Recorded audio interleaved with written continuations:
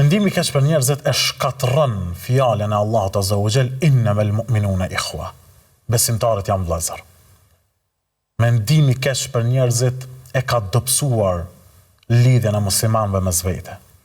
Andaj është fatkeqësi e madhe se si një pjesë e madhe muslimanëve brenda xhamive tona, ku falin namazin së bashku, ku i bashkojnë krahërorët e tyre, ku janë në një saf, kur të dalin nga xhamia, fillojnë dhe paragjykojnë ndaj njëri tjetrit dhe kanë mendim të keq për njëri tjetrin. Kjo është emet e madhe e umetit tonë islam. Andaj duhet kemi kujdes. Gjithashtu, thot Allah Azza wa Jall, laula idh sami'tumuhu dhanna al-mu'minina wal-mu'minat bi anfusihim khayra wa qalu hadha ifkum mubin. Tha, përse kur e dëgjuat atë, besimtarët dhe besimtarët nuk menduat mirë për njëri tjetrin dhe thoshet, kjo më të vërtetë është një shpifje e qartë.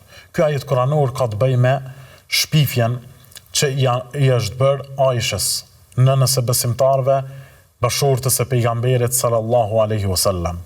Ku një pjesë e madhe e njerëzve, në vend që ta arsytojnë Aishën, në vend që ta mbrojnë atë, nënën e besimtarëve, në vend që t'i kërkojnë argumentet, një pjesë e madhe e tyre e besuan si lajm, e shpërndan si lajm.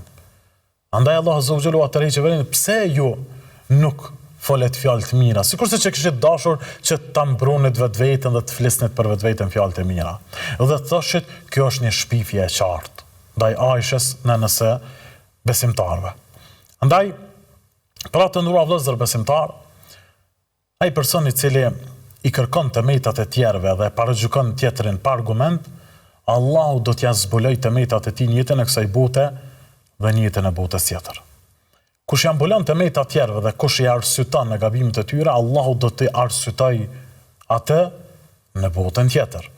Andaj, varësisht nga cila anje, edhe do ta kesh rezultatin në ditën e gjykimit. Është një fjalë ose një fjali madhështore e Imam Shafiut, i cili thotë: të mendosh mirë për njeriu dhe të gabosh në këtë pretendim, është më mirë te Allahu se sa të mendosh keq dhe t'ja kesh qelluar. Pra të mendosh mirë për dikë i cili nuk është ashtu, është më mirë te Zoti se sa të mendosh keq për dikë dhe t'ja kesh qelluar atë, sepse Allah Azza wa Jall nuk e dëshiron këtë veti, nuk e dëshiron këtë cilësi për besimtarët musliman. Andaj, kur i shkon të dikush do një prej dietarëve islam, sikurse që ishte Sheikh Albani, dhe i thonin, o dietar i madh, filani, fisteku po flasin keq për ty. Thonë, se shikojni, subhanallah, kur është zemra e pastër të dietarit madh. A i thënte, a nuk pati shejtani ta dërgoj dhe ta përzjedh dikë që të vi dhe të mashtoj urrejtjen për vëllezërit e mi përveç se ty? A nuk gjeti argat shejtani dikë tjetër për posteje që të mashtoj urrejtjen ndaj vëllezërve të mi?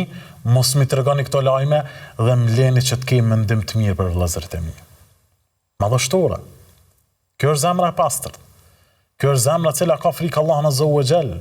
Dhe kjo është zemra që një mirë Allahun subhanahu wa taala, për dallim nga dikush që ka mendim të keq dhe dëshiron që të zbuloj fjalitë të tjerëve në raport me të.